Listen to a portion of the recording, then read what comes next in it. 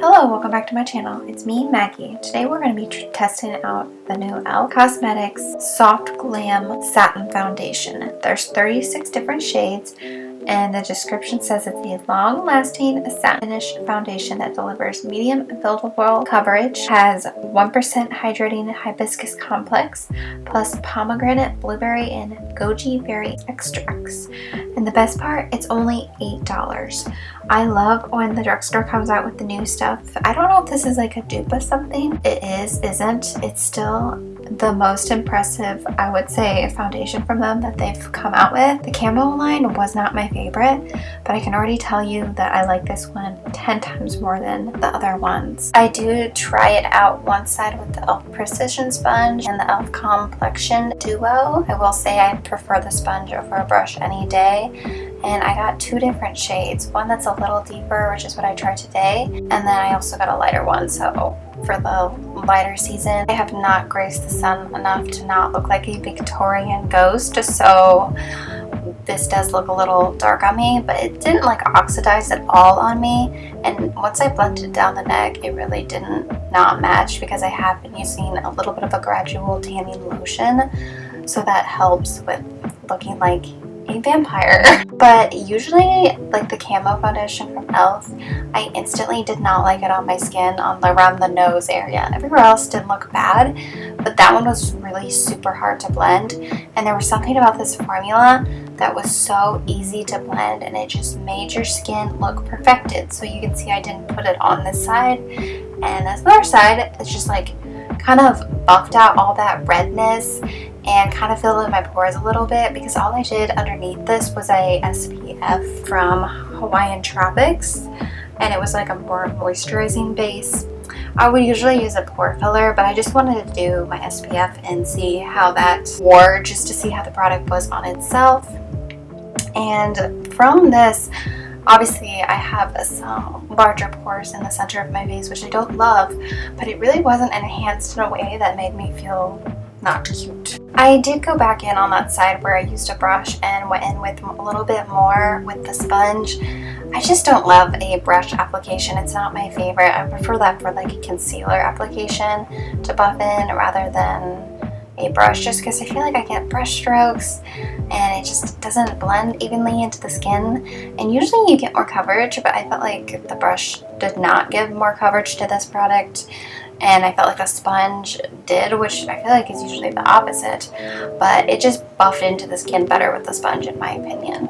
I also feel like this would be a good one that you could use with your hands. Obviously, it did not really cover that little healing blemish on my skin right there, but I didn't expect it to be honest. It's pretty rough right now, so it's trying to heal anyways. It didn't look at all settled into my, what I call my student loan lines in the middle of my forehead, and I thought that was pretty good, because usually if it's more of a dry consistency, it will do that, but because it is a more hydrating satin finish, it does have that glow and helps reflect any light off of any of like the lines or stuff on your face. And I just feel like this looks like my skin. It doesn't look like I'm wearing foundation, which I love, and I did powder it with a translucent powder, so it doesn't have any color to it, because I didn't want it to like change the color of the foundation at all in case it did oxidize, which it didn't. This was about, I want to say, 5 hours later, after my brother's 34th birthday party, which makes me feel aged like wine. That my brother is 34, which is young, but it's just insane. I just remember being 12 the other day. But anyways, this is very glowy in the sunlight, looks fabulous. I was loving it. My blush is Cheer from Rare Beauty, and obviously you can see a lot of my pores in this one. I put this to test. I worked out on my elliptical for 30 minutes and it still looked amazing.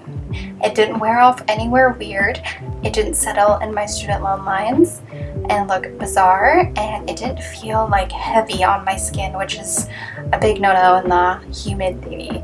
because it was definitely humid today. For a day 2 trial, I did want to do a primer this time, and I took the Sun Touchable Invisible Sunscreen Broad Spectrum 35 from e.l.f. It's one of those like blurring primers, but it also has sunscreen. This is very important, especially if you're using retinol. I love it because it really gives a nice flawless base. I said I have 2 shades, Fair Warm 15 and Light 22 Warm. One's a little too dark and one's a little too pale, and when you mix them together, they're the perfect shade. There probably was a better shade in there where I only needed one, but I bought one online and one in the store, so that was my own doing. Sometimes when you do foundation with a primer, it can not adhere right, or the formulas don't mesh together, but these two worked really well together. I don't know if it has anything to do with the fact that they're both from the same brand, but it did apply really smoothly over the base, and I feel like it left more of a matte base just because of that primer. Again, I just used my Wet n Wild 5-in-1 Essence Primer and Fishing Powder to set it all down. Then I added some bronzer and some blush just to finish off the look for the day.